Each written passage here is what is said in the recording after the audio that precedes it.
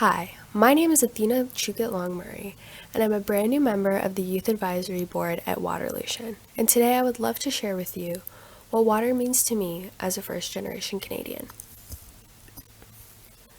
Both of my parents are immigrants from the country of Guyana, which is located in South America. They both immigrated to Canada in the early 90s. On the right-hand side, you can see a picture of my father and his father, along with his 7 other siblings. My grandfather saw the importance of water from a very young age, as he fished and hunted on the waters of the Essequibo River from a very young age, and he was able to instill this value into his children, and my father has taken to do the same thing. Water served as a provider for my father's family, as they were able to gain food and nourishment from what the water provided to them. And I have been so lucky to visit these cherished waters myself twice in my life. Pictured here are me and my aunt visiting the shores of the Essequibo River, located in the village of Rockstone within Guyana. As you can see, the Essequibo River runs throughout Guyana, providing for not only my family, but families all along the shores of this river. The history my family shares with water, specifically the waters of the Essequibo River, have provided me with the understanding that water is a provider, and water will continue to be a provider to those who take care of it. Hello, I'm Simran. Unlike many, I grew up within the hustle and bustle of the crowded streets of Delhi, India. I was surrounded by tall buildings, bright lights, and crowds of people everywhere I went.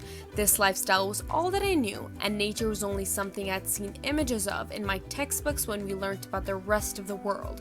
The extent of water body in Delhi was limited to a few rivers that were not in the vicinity of my childhood home. Freshwater was nothing more than a myth until I came into this country blessed with almost 20% of the world's fresh water. Every lake and river I saw, my definition of water changed, and I began to see it as something that connects us all. I learned about and firsthand experienced the calmness and peace brought by water each time a wave flowed into the shore. The sense of awe and appreciation I've gained for water through each trip to the lakes and rivers of Canada is a connection I hope to keep and share with the rest of us in the world.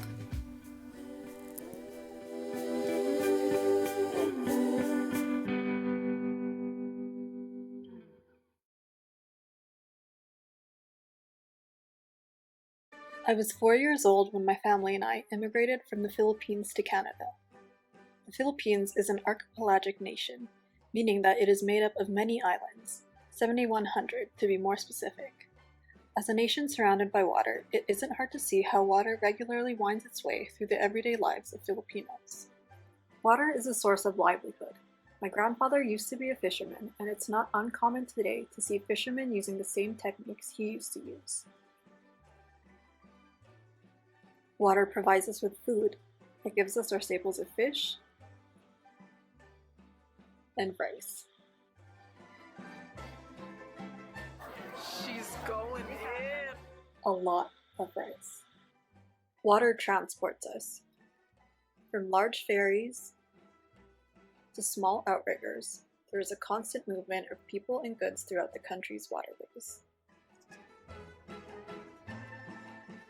And finally, water is used for celebrating, like at the fiesta that happens every year in my dad's hometown.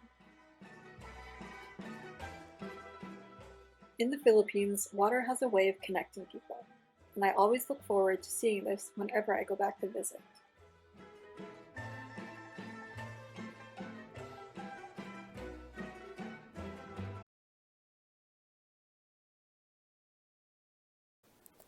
When I was about 6 years old, I lived in a small town located in the north of India.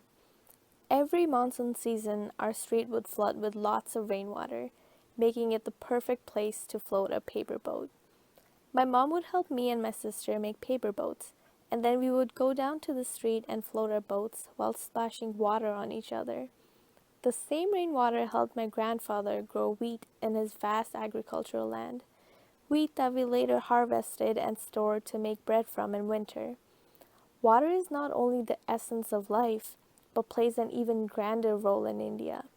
Water is seen as a symbol of purification. The holy river Ganga is one of the most religiously significant bodies of water in the world. The sacred water, which originates from the Himalayan glacier and flows east, is linked to spiritual purity. People all around the country travel to the various locations of the river for religious rituals, and the river is known to be at the core of many diverse cultures in India.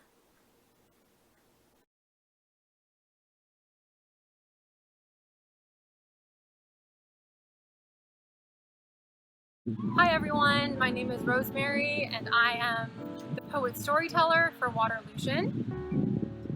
Right now I'm speaking to you from the unceded and ancestral territories of the Musqueam, Squamish, and Tsleil-Waututh nations, and behind me you can see the beautiful ocean. I wanted to talk a little bit about my personal relationship with water, and that goes back to my family's migration story from China.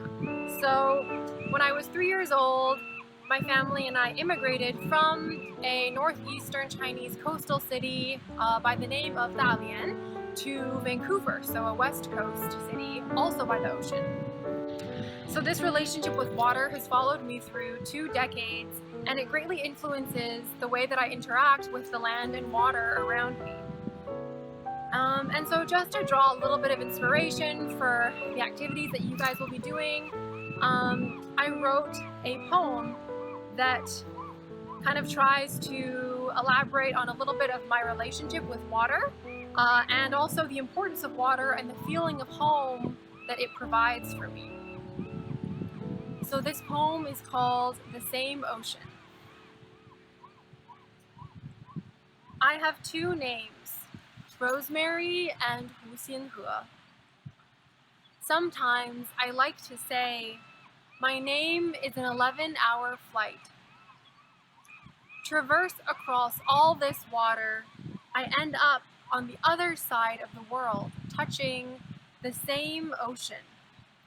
Is there a difference between the weight of water in Canada and in China? When I swim now, I don't look at the clock anymore. I let the blue mist light and underwater water press, release, hold me, take me through endless currents towards both of my homes. I wanted to talk about the inspiration behind this poem. The inspiration behind this poem stems from wanting to piece different parts of my immigrant identity together. As I say in the poem, me talking about water and the distances between my 2 homes and also between my 2 names. So my Chinese name was given to me by my grandparents back in Dalian, and then Rosemary was a name that I got a few years later after immigrating to North America. I had to travel across oceans to get these 2 names, and I also have to continuously travel across oceans to bridge these 2 names together. I believe that water brings us together in a fundamental way, and our fight to protect it, therefore, will continue to be a community effort.